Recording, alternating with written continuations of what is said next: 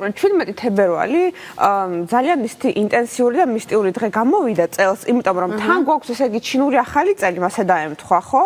ანუ ცხენი შემოდის რეალურად ეხლა ჩვენ კი აღვნიშნეს წინასწარ, მაგრამ არ იყო ჯერ ცხენის წელი, ჯერ კიდევ გველის იყო და ამიტომ გაფრთხილებდით თქვენს მახსოვს, რომ ცხენი ჯერ არ შემოდის და გველს ნუ გავანაწყენებთ. თქო და კარგია თუ გველის სიმბოლიკაც გქონდათ მაშინ ახალ წელს.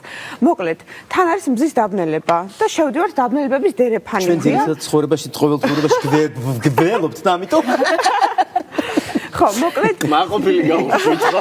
მეგმიერე წავით, ასისი. ვაკოცებდა გავუშვით. აი დღეს მიდი, ჯერ აქ არის კიდე. კიდე აქ მაგარი გალაღებული.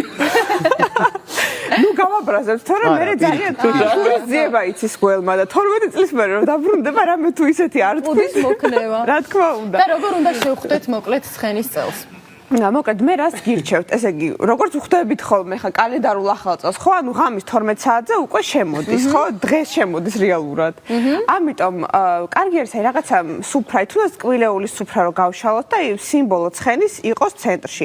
მე გირჩევთ, რომ ვინაიდან არის ცეცხლის სტიქიის ცხენი წითელი, კარგი იქნება სანთელიც რო ავანთოთ, ანუ ეს ცეცხლის სტიქიას რომ შევეგებოთ მასე, ძალიან კარგი იქნება. ანუ მნიშვნელობა აქვს სანთლის თუ უბრალოდ უმჯობესი ხა წითელი ფერის თუ იქნება, მაგრამ ნუ სხვა ფერებით შეიძლება არა პრობლემა. მთავარია ცეცხლი ენთოს, იმიტომ რომ ცეცხლის სტიქიისაა და შევეგებოთ მოკლედ.